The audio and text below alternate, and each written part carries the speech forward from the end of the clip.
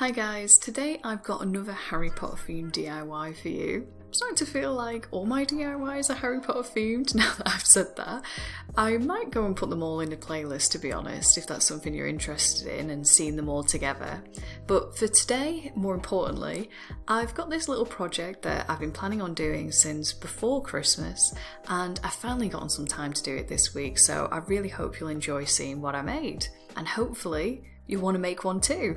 I found this plastic bell jar down at Hobbycraft a few months ago, and it has this small LED light in the base, and I thought this would make a really nice desk or bedside lamp because the light is a really nice warm yellow. Because it's pretty small, my first idea of doing this entire Hogwarts replica at this scale seemed a bit too overambitious, so instead I decided to make a little model of probably my favourite character's home, and that's Hagrid's hut.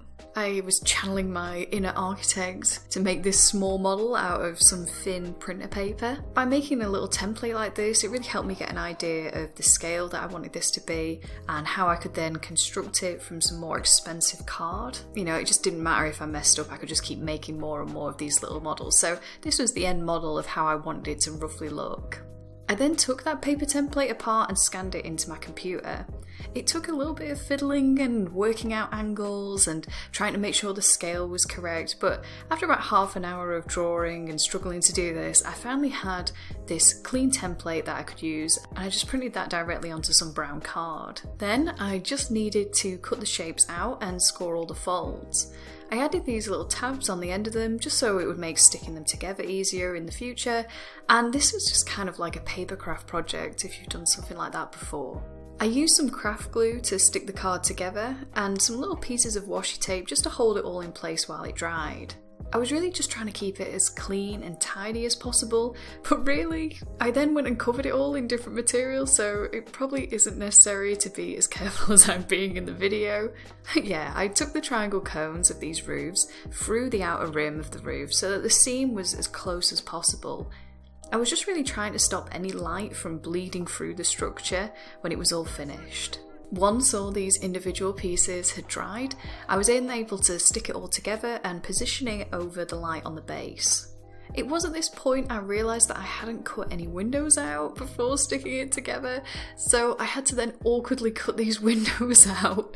I was trying not to crush Hagrid's hut as I was doing it, so maybe try and cut these windows out before sticking it all together. I have updated the template and I will try and link it within this video somewhere so that you don't have the same problem as I did. So once the windows were cut out, I measured the walls against some thin balsa wood that I had, and I scored it down in lengths before cutting these little shingles from it. I then glued these little balsa wood strips all around the outside of the hut. I wanted my hut to look somewhat realistic, so adding some natural textures like this just kind of helped to do that, and also gave the paint layer something just to catch on to, and it gave it a bit more depth. You could substitute balsa wood for maybe matchsticks or lollipop sticks.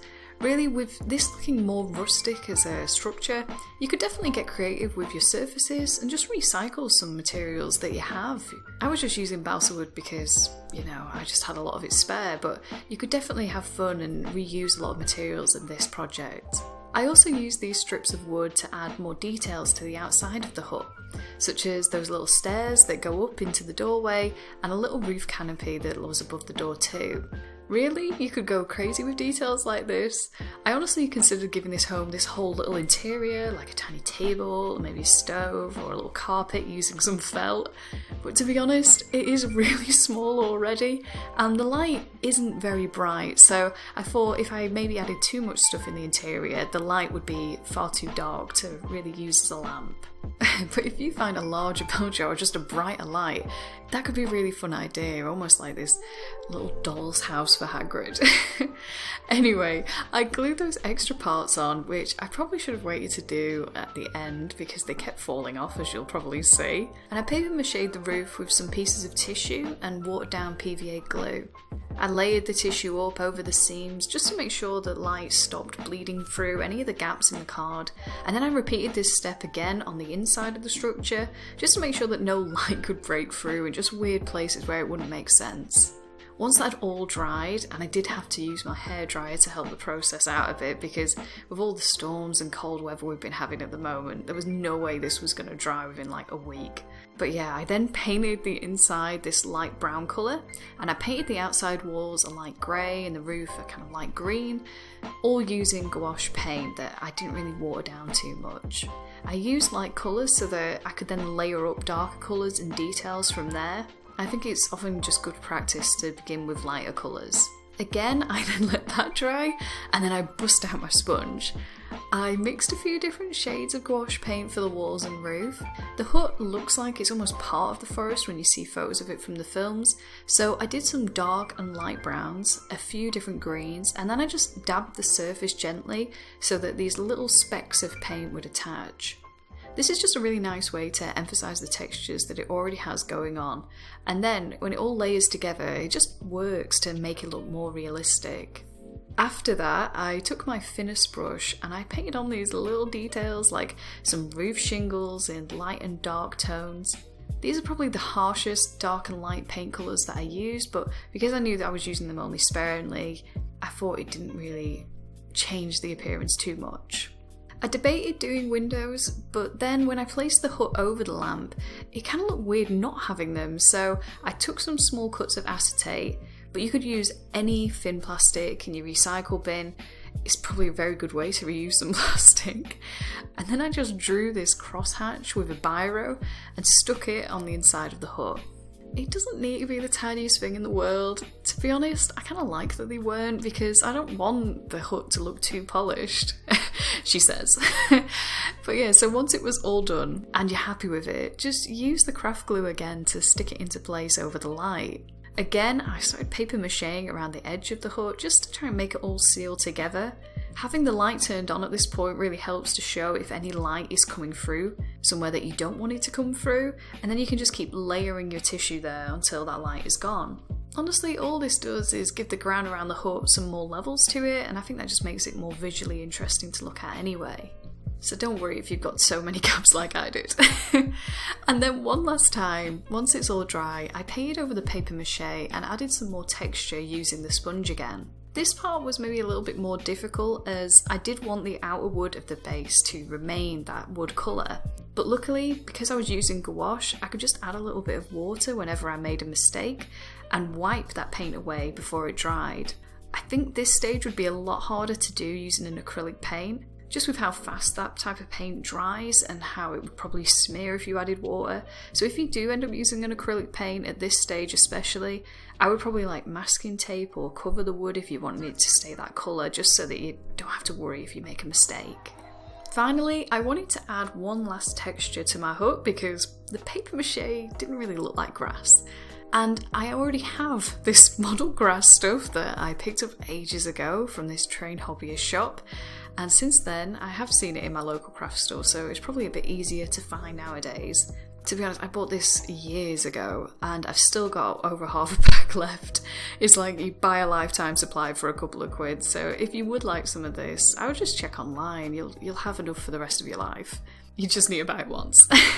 But yeah, just like if you're going to apply glitter to this, you just spread some PVA glue, and I say PVA because you just want a glue that's going to dry clear, and just spread it in all the places that you want the fake grass to stick to.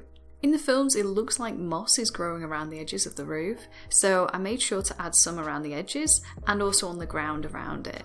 I think this just does a good job of bringing all of the different textures and things together because it's going to mask all that paper mache texture that you've got.